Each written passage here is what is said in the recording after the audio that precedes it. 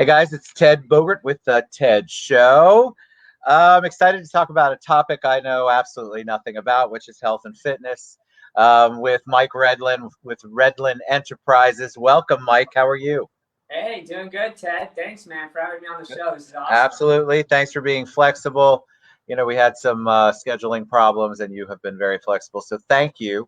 All right. So for the audience who doesn't know you, tell them a little bit about you and your journey to your ability to be able to talk about health and fitness. Well, yeah. This started a long time ago for me. I know, and most people have heard when you work out a lot, it stops the aging process. Slows it down a little bit. So I'm actually been doing this almost 15 years now. Wow. So I started at a young age, around 19 years old, local. I grew up here, Windermere, Orlando area. Went to Dr. Phillips High School, Olympia. And I started out the YMCA and Dr. Phillips. I just started watching other people I thought knew what they were doing, kind of went into the gym, started working out really hard. I played baseball, college. I played a little bit in the pros, minor leagues, short lived. But, but with that said, I really took a passion to exercise and fitness. I just kind of ran with it all the way through college. I studied fitness, exercise physiology. I went into the military actually for 4 years in the Air Force. Thank you for your service. Absolutely, absolutely. Thank you. And even then, people were coming to me asking me questions. I worked for Gold's Gym. I worked for Bally's way a long time ago. Pretty much any gym you could think of, I always wanted to be a part of it and kind of learn as much as I could. And fitness is one of those things that's always changing. So, when I got out of the military, it was after just 4 years, it was a totally different world when it comes to fitness. Sure. Jumping back into it, it's about helping people, and a lot of the times I think, you see that billboard of the guy that's absolutely ripped in really good shape, or the woman, and we think it's more than that. The company that I started was about showing everybody, from the average person, that they could be healthy and fit, and not to let the social norms of what you're supposed to look like, or what you're supposed to do kind of get in the way of that. It's about how you feel. It's about quality of life, and really kind of need to stick to that game plan, and show people that. I was always I'm not the biggest guy in the world. So for me, putting on weight was kind of a big thing for me. And then I also I got married, and I gained weight, and too much weight. So I learned I learned what both ends of the spectrum are, and they're both really difficult. Not just from a physical point of view, but from a mental point of view. And I think the team of that the business that we started, and the team of trainers that we have, we really are able to associate with people on a different level. That it's not just about, hey, let's get you looking the way you want to look. It's like, how do you feel? This is the journey that we're going to take. It's about making yourself feel better. So let me ask you about that, because I think the questions that we got were obviously, well, I've eaten my weight in food multiple times over since the pandemic started. We've all been quarantined, where most people are not as vigilant as keeping up with it. But now it's a new world, right? We started to open up yesterday a little bit. So what are some basic steps that people can do to try to begin to move back into a fitness, healthy mindset?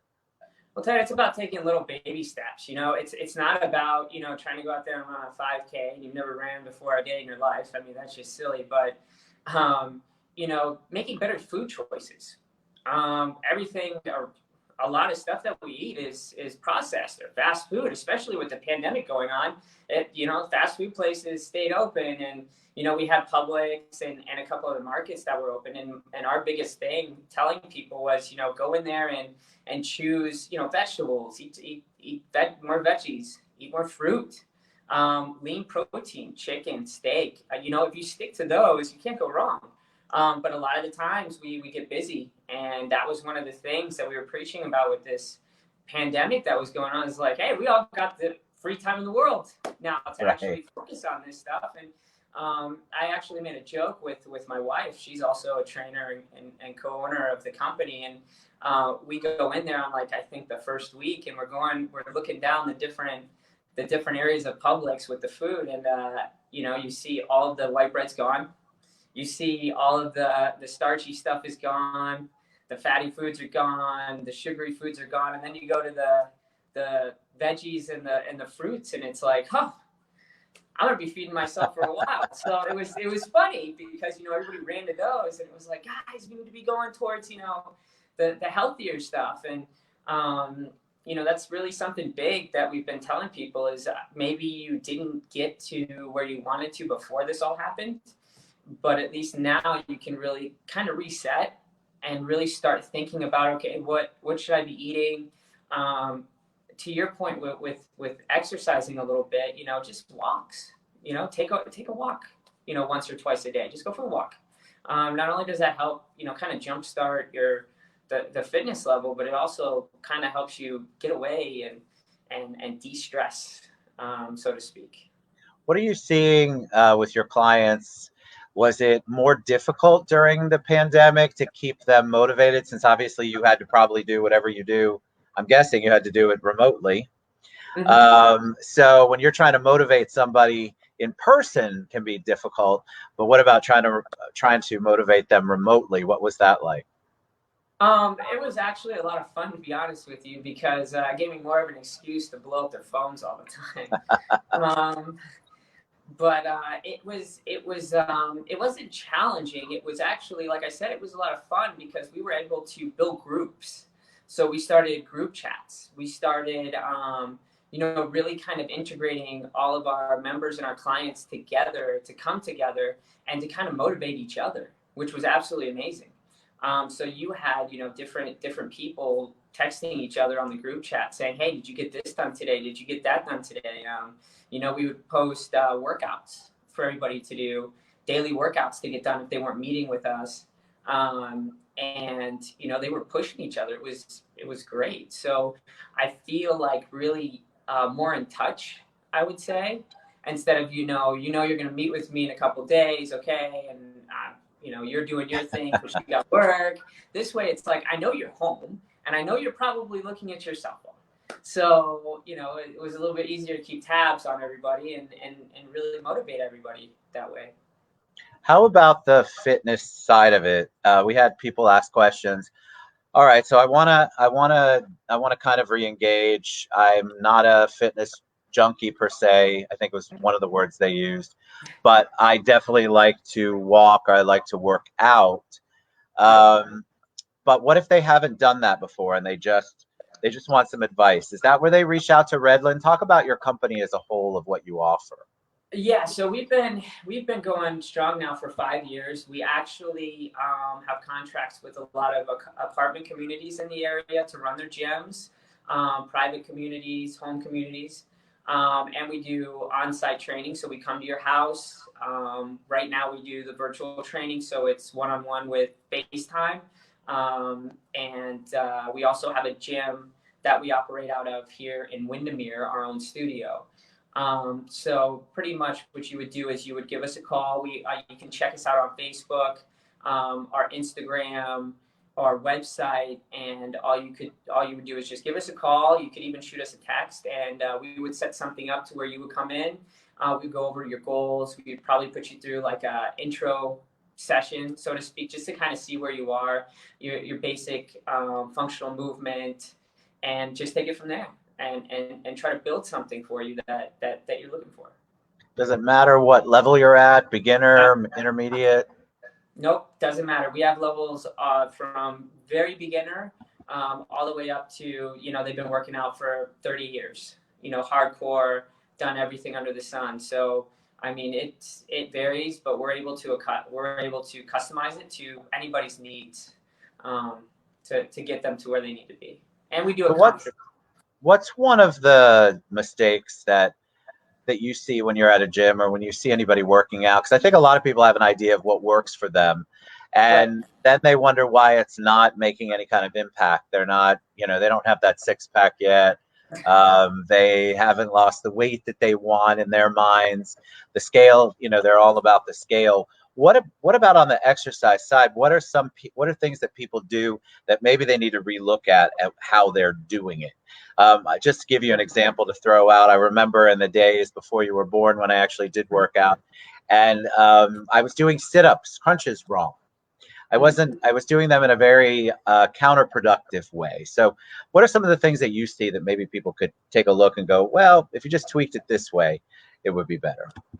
I would just say overall, a lot of the movements that people do in gyms, we think it's easy to just run to a gym and just start doing what we see somebody else doing, and it's really something to be said when you have someone looking over you to tell you that your form is right or wrong. And to your point, when you were doing the sit-ups, if someone was like, "Hey, Ted, maybe you should do it this way," we want to be able to activate the muscles. Not getting too technical here, but you want to be able to activate the muscles correctly when you do any kind of movement when you're lifting weights. If you're not doing that correctly, that's when you're pretty much you can pull something. You're like, to your point, you're counterproductive. So I think the biggest thing is to learn how to actually do the movement correctly, and to get someone to at least show it to you. When we go into a gym, there's trainers in gyms. There's always somebody around that can actually help us do it. So if you're kind of, I don't know if this is right, or if I should be doing this, or how I should be doing this, it's always good to just at least ask somebody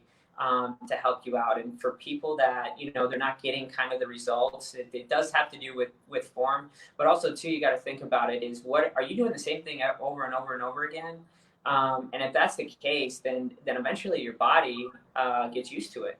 And those little strides, or that weight loss that you started to get, your body kind of gets so in tune with what you're doing, the results kind of slow down, or actually stop.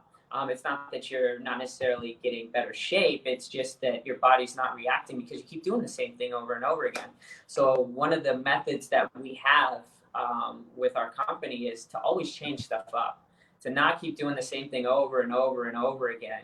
And I think that has to do with knowledge. I think that has to do with experience and learning, not just your body, but what kind of exercises are out there. One day maybe you go heavy, the next day you do a little bit lighter, more reps. But it's always good to constantly, change up your routine, change up whatever it is that you're doing, because that promotes faster results and results that continue to keep going when you do that. So to your point, when you're in the gym and you're doing the same routine over and over again, you're like, man, I'm not getting the results. Well, that's Right. because I know you're doing bench press every single time. You're doing curls every single time. You're doing this every single time. So your body's like, hey, man, I'm used to this. Well, what else you got for me?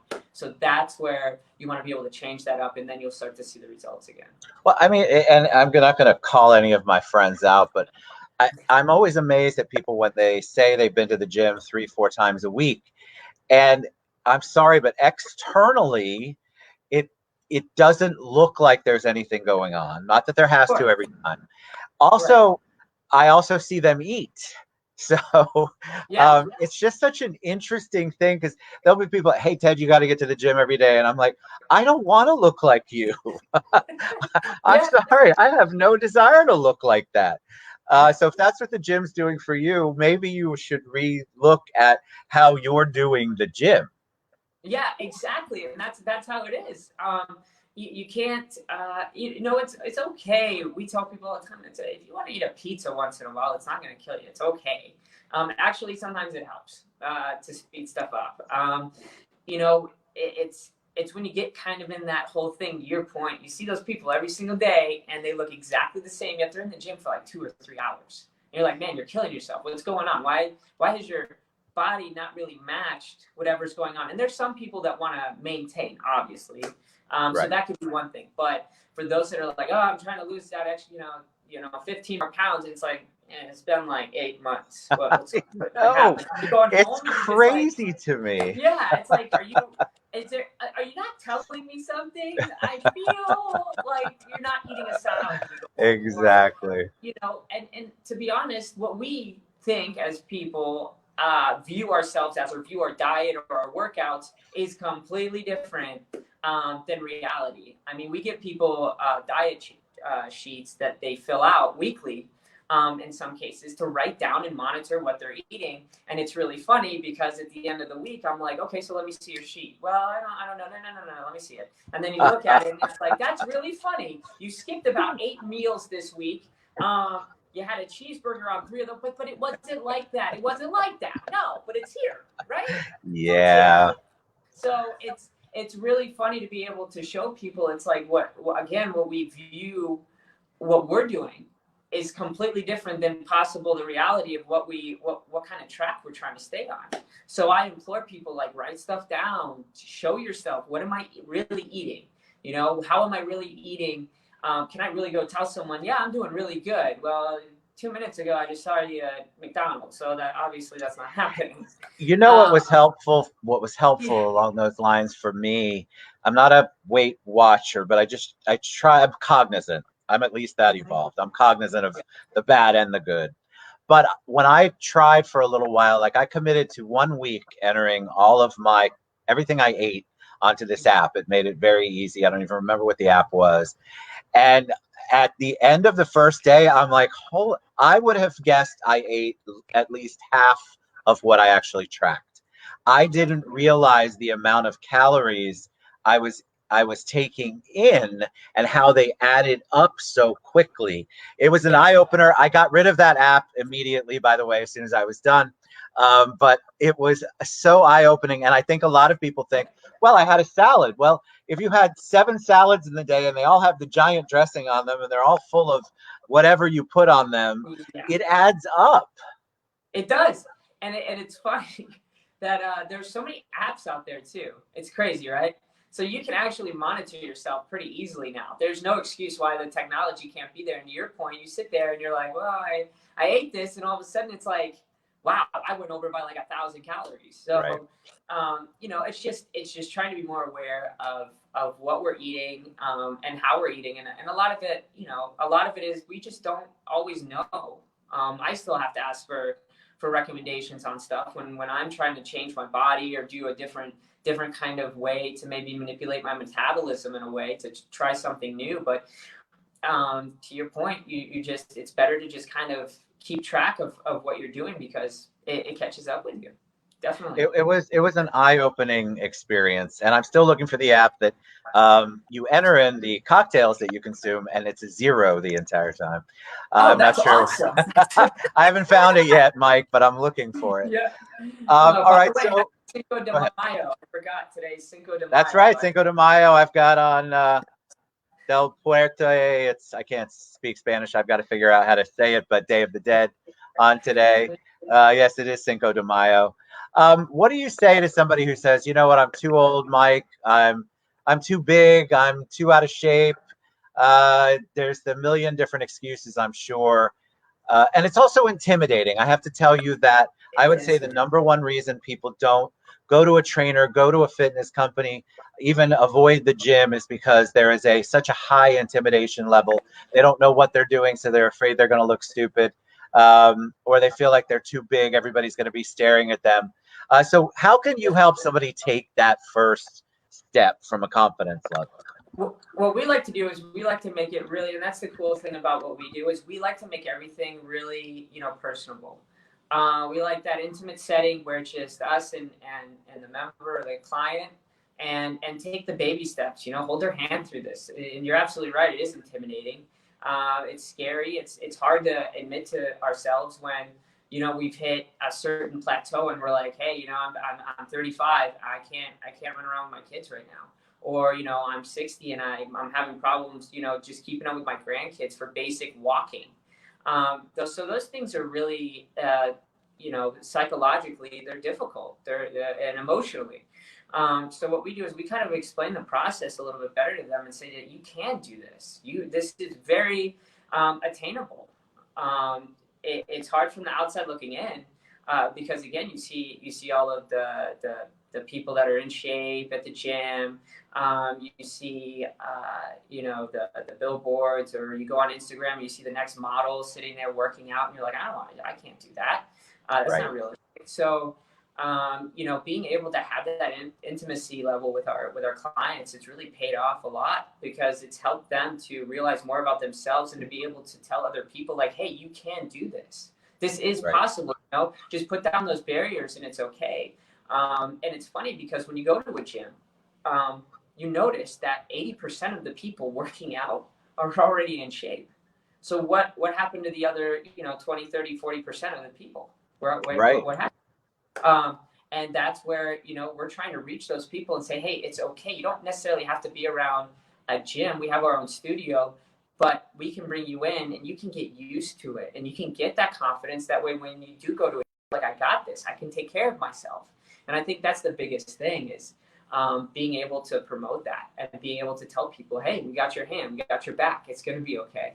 And I think that's true. I feel like you guys, if I'm comfortable, if I don't feel, and I'm just speaking for most people, if the trainer, because I've had trainers before, so if the trainer comes in and it's all about them, then I know I'm in the wrong. I'm with the wrong human being because I don't need to know how amazing you look. I can see it every day. I need you to help me work on me. And I think because the stereotype is it's, big buff man, woman, they're just there to show themselves off. That is the furthest thing from what most, especially what Mike does. They're all about getting into why you're doing what you're doing, I would imagine, and making sure that people feel comfortable, because you're not going to work out, you're not going to continue, you're not going to commit if you are not comfortable with the person that you're working with. Correct. And that's huge. I mean, the comfort level. I mean, when you think about it, we all go to the dentist, sometimes, or the doctor, depending on who you are and how nice your doctor is. But we like to use the analogy when you go see a doctor, and we all have to get shots once in a while, and you go in there and you got that doctor that's just like, yeah, okay, here we go, and just stabs you in the arm, and you're like, ow, like, why did you do that? That hurts. And then you get the other doctor who's like, how's your day going? Are you doing okay? Is everything all right? And the next thing you know, they're like, okay, you're done. And you're sitting there like, wait, what? I thought I had to get a shot. Yeah, I already took care of it. That analogy is something that we're really big on because I don't want, we don't want people to feel like, oh my gosh, that was horrible. I can't walk. I hate going to this. And you see that a lot. And if you've had trainers, you know how it is. You're like, man, I don't know if this is such a good idea because I'm having some issues right now. And and it's good to motivate people, like, come on, you can do it. But I think there needs to be some kind of, I know Ted's the way his personality is. I know what's going to help him get to the next level. Okay. I know Jessica. I know what she needs. I know what to do to help her get to the next level on a personality level. Okay. On a personal level. And I think that is kind of the missed denominator a lot of times is, yeah, come on, let's do this. You got this. And you're sitting there like, dude, you didn't even ask me a question. Like, I don't even know. Are you about to, like, am I going to die? Like, that's the stuff when we go into gyms that sometimes happens. And it's like, and we're trying to say, no. This is what we preach. This is how we do our business. This is what we want everybody to feel like is, hey, it's okay. We got you. This is a journey, and we want to take you through it in an easier way, and not have you feel like, are you going to be sore? Of course you're going to be sore. I wish there was a magic pill that I could make you take, and that happened. That's not real. But A, to the level of soreness. B, did you have a good time? Did you like it? Did we have a good time together when we were training? Yeah. Okay. Cool.